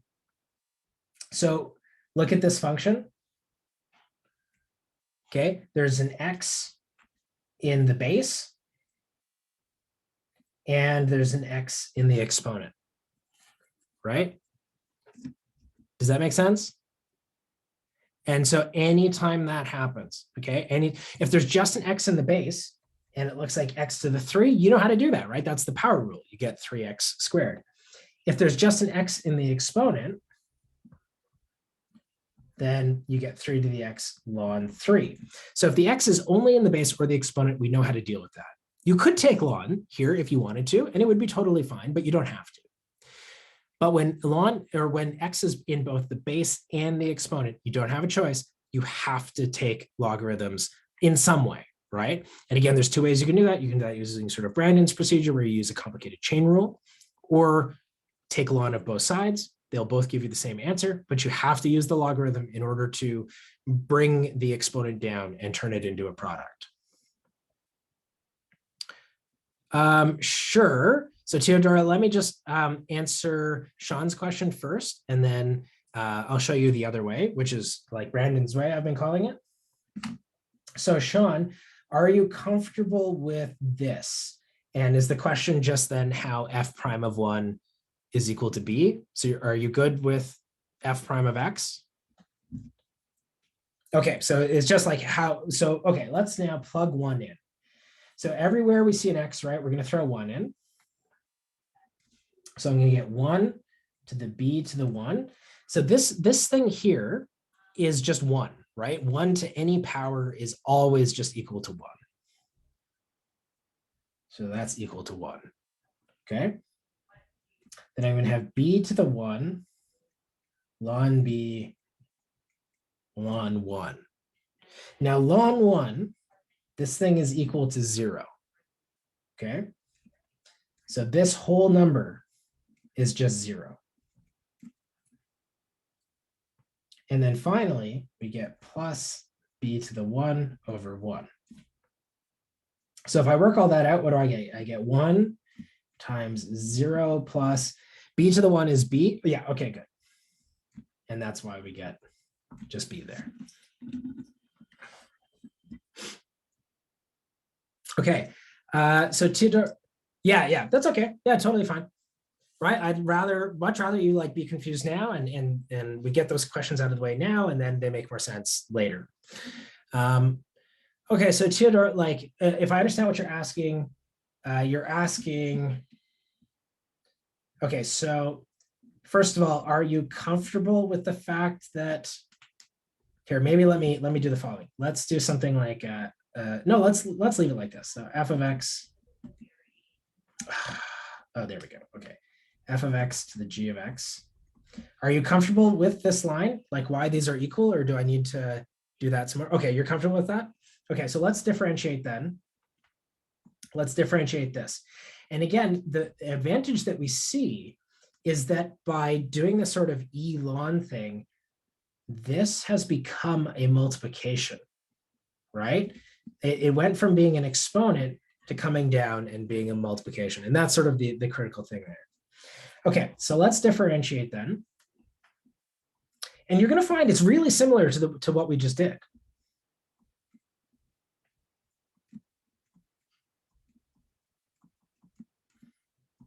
Right?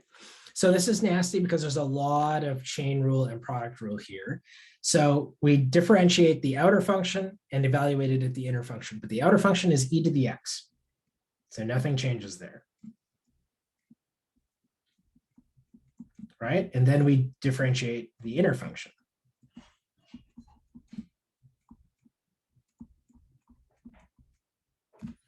Right? And so then we have to go through and figure out what this is.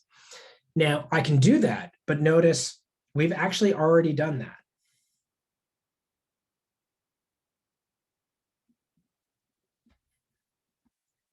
That is exactly what we did when we ln'd both sides. You know what? Let me just do it. So we're going to get e to the g of x ln f of x times, okay, so product rule, derivative of the first times the second, plus the first times the derivative of the second, like that, right? And now we're basically done, except we kind of don't want to leave that like this. We know that this is f of x to the power of g of x. So let's just rewrite it like that.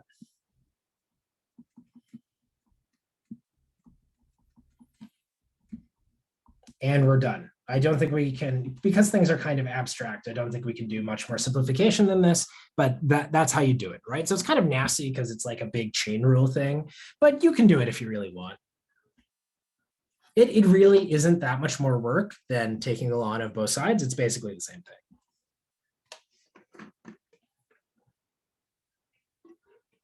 So yeah, is that okay? Yeah, no problem. And, you know, again, you kind of seen me do it, but make sure that you go either tomorrow or 10 minutes after office hours ends or something, and you try to do this again yourself, right? And make sure, again, you're doing that reinforcing thing, because there's a lot of G's and F's and brackets flying around everywhere.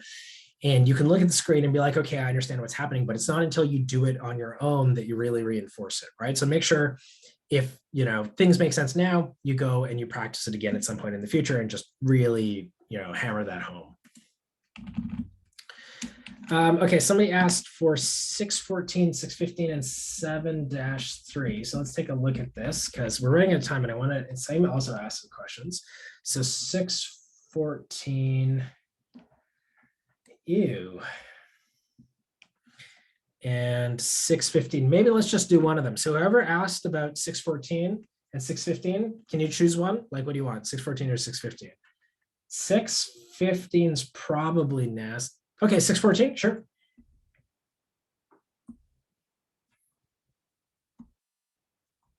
So we've got f of x, x to the 4, e to the square root x squared plus 3x. And we want to find the tangent at x equals 1, right? Okay, so same thing, we know the slope of the tangent is f prime, right? So we've got to find f prime of x and plug 1 into it.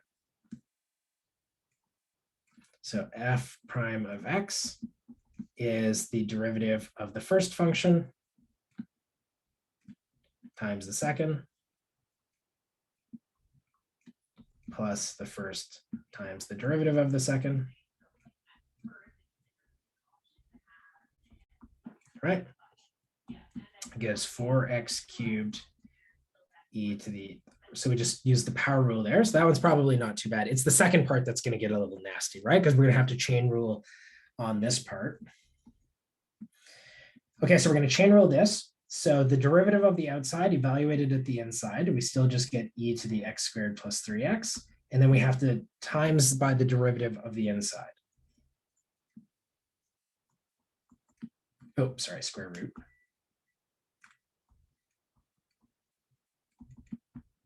Right? And again, so for some of you, you might be able to do this in one step and just do it in your head. And that's phenomenal if you can. For those of you who can't, don't hesitate to break it into steps like this, right? You see at each point, I basically either use the product or the chain rule. And yeah, in this case, I'm going to have to use the chain rule multiple times, but that's okay, right? It's better to kind of sort of break up your work into smaller steps than to try and do it all at once. So now this is going to be 1 over 2 times the square root of x squared plus 3x times the derivative of the inside.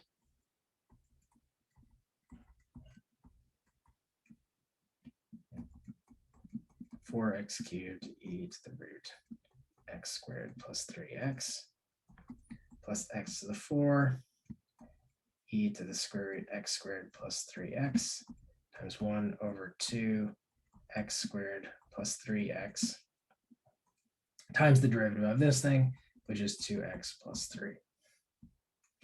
Right? Yuck, gross. Now we're asked to evaluate f prime of 1. You can do some simplifications if you want. I don't think it's super necessary. Let's just plug 1 in. So if I plug in 1, 4 times 1 e to the power of, so this thing's going to come up a bunch, right? So it's going to be the square root of 4 plus 1 to the power of 4. Let me write that better so it doesn't look like a 14. E to the 4 plus 1 over 2 times the square root of 4 times 5. Oh, sorry, this is multiplication. So this is going to be 4e squared plus 5. Well, I guess we don't need the brackets anymore. 5e to the 4. Oh, sorry, square root 4 over 4, right? Which is what, 16, so 21e squared over 4. Which is, it's a bit messy, but there's some work there. So there's our slope. Okay, then what we're going to use is use the point slope formula.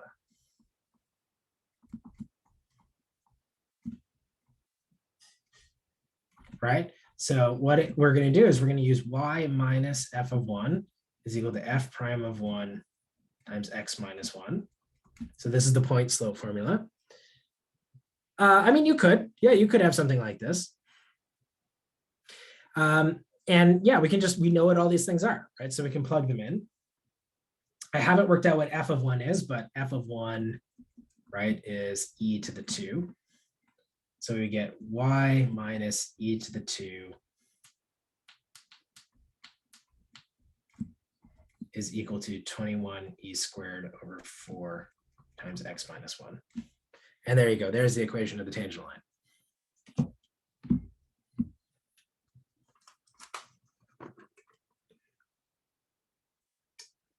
Does that make sense? So it's just like, it's a nasty problem, right? But yeah, and exactly, yeah. So the statement was, it makes sense when you break it down step by step. And absolutely, you should do the same thing, right? Like, don't try and do it all at once. That's not worthwhile. Break it into as many small steps as you need in order for it to make sense. Because even those of us who can do it all at once, like, we're really just breaking it down step by step, but we just do all those steps instead of like creating a new line. Those of us who do it on our heads just do each step one at a time, right? So just break it down as much as you need to. You're not worried about space. You can write down as much on as much paper as you want. And then even if you do the rough work somewhere and then you want to just kind of include it only a couple of steps, not as much as your full work, you can totally do that as well, right? There's no issue with that. Okay, 7.3 is a really fun question. Let me though, because Saeem has been very patient, let me just try and hit a 728 quick first. And then, okay, D or E? So Saeem, we probably have time for one. Do you want to choose D or E? Which one do you want?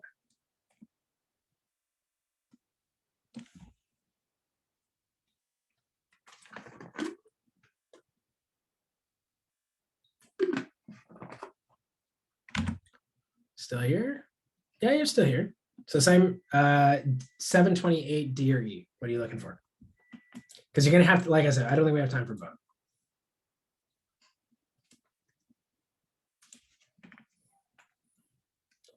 Maybe you stepped out. Okay, I'll make a choice. And then if you watch the video, you can take a look.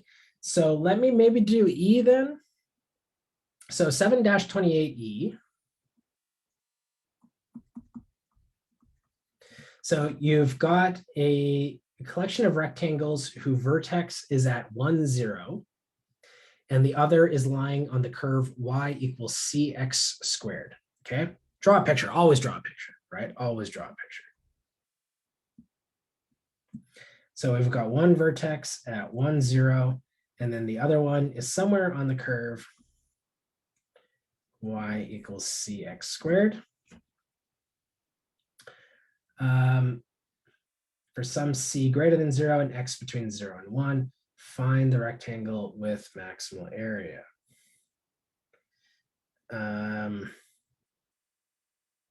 Okay, so has to be another vertex here. And what do we want? We want the rectangles. Did I misread this? Consider the collection of rectangles vertex 1, 0, and the other line of this.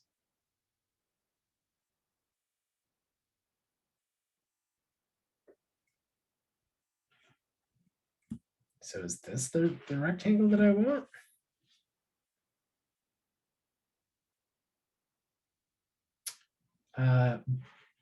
Because, oh no, sorry, what am I doing? This is not what cx squared looks like. Somebody should have yelled at me. That's not what a parabola is.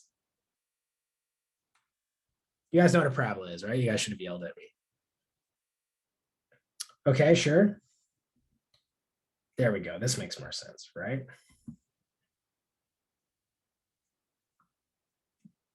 Here, let me maybe just set this up and somebody else, you guys can finish it, right? So we've got y is equal to cx squared. So the area of this rectangle is, so if this is our point x, then the height here is cx squared. And the width is 1 minus x. So the area of this box is cx squared times 1 minus x, right? And now differentiate that, find the critical points, check to see what the biggest box is and what the smallest box is. Okay, so give that a shot. That's 728D. 620.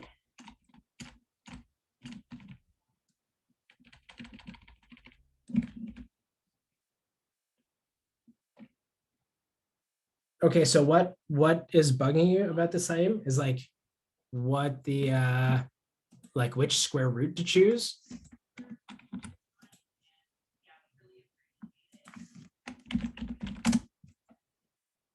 Now let me just pull up Piazza here.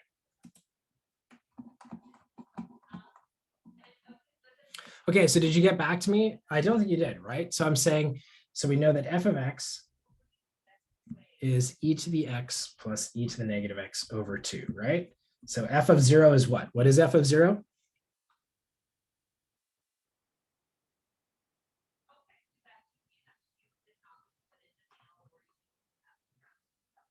Anyone? What is f of 0?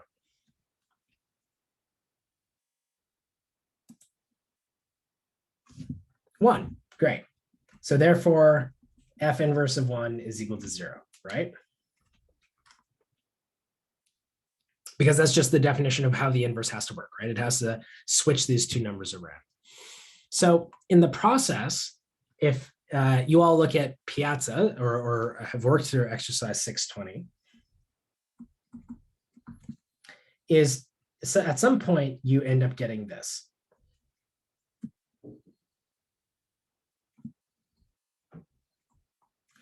And we're trying to figure out, do I take the positive square root or the negative square root, right? Okay, so if we solve this equation for x, we're going to get one of these. And we're trying to figure out, should I take the positive square root or the negative? Well, whichever one of these is actually the inverse function has to satisfy this relationship, i.e., when I plug in 1, I should get the number 0 back out, right? So let's check it. So if I plug 1 into y plus y squared minus 1, what do I get? I get ln of 1 plus 0. So that's ln of 1. And that's equal to 0. Okay, sweet. That's good. And if I use the negative square root, what happens? Oh, the square. Oh, damn. Oh, this is a bad example because this actually they both actually give you 0. So let's see. Maybe we should try a different number.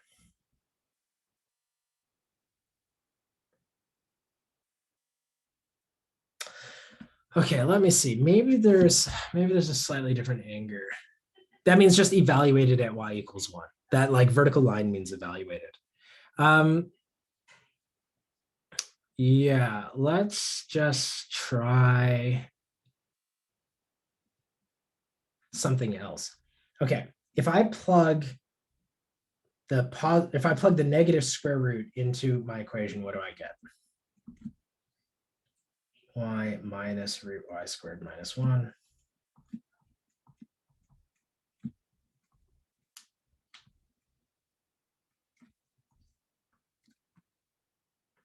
So this gives me y minus root y squared minus 1.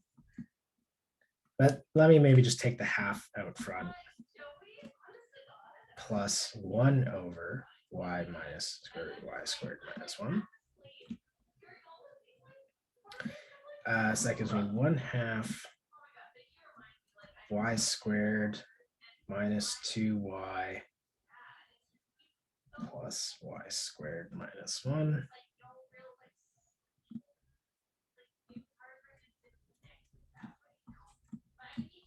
One half. All right, so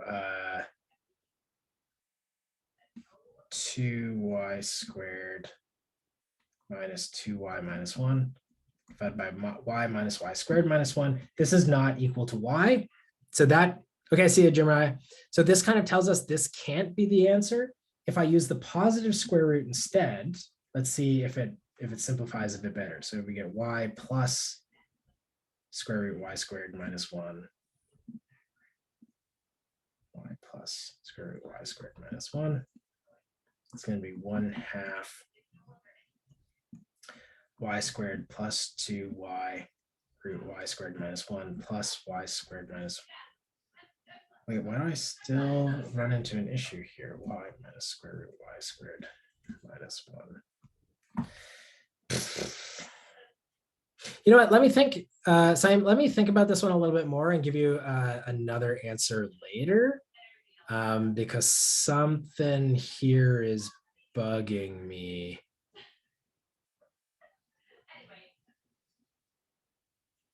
And I have a feeling it might just because I'm doing this on the fly. So yeah, let me think about this and get back to you, okay? Now, let me just answer one more quickly because somebody asked me about 7-3. Because there's another argument here, but I don't want to give you that argument because I feel like you'll just get upset because you're like, how would I have known to do that? Okay, so 7-3 quickly says find d squared y dx squared if x to the 4 plus y to the 4 is 16, right? Okay, so you first have to compute the first derivative. So the first derivative is 4x cubed plus 4y cubed dy dx is equal to 0. And you can solve for dy dx and you get negative x cubed over y cubed, right? Okay, and then you can now differentiate again using this equation, or you can actually differentiate again using this equation. So I'm actually going to use this one, but it doesn't matter. You'll get the same answer regardless of what you do. So let me get rid of the 4's here because you can just divide everything by 4. So if I differentiate this equation again, I get 3x squared plus 3y squared dy dx squared plus y cubed d squared y by dx squared is equal to 0. And now I know dy dx is negative x cubed over y cubed, so that becomes 3x squared plus 3y squared negative x cubed over y cubed plus y cubed d squared y dx squared equals 0. We get a little bit of cancellation here. So we're going to get y cubed d squared y by dx squared. It's negative 3x squared plus 3x cubed over y. So d squared y dx squared is negative 3 times x squared minus x cubed over y divided by y cubed. And why don't we put the y cubed in? So that will be negative 3 x squared over y. So let's do x squared y minus x cubed all over y to the 4. And then can we do any more obvious simplification from this? I don't think so. I guess we could take out an x squared and a y to the 4. So maybe let's do that. So negative, and actually let me put the 3. I don't like this minus sign out here. So if I do 3x squared y to the 4 times x minus y divided by Yeah, times x minus y.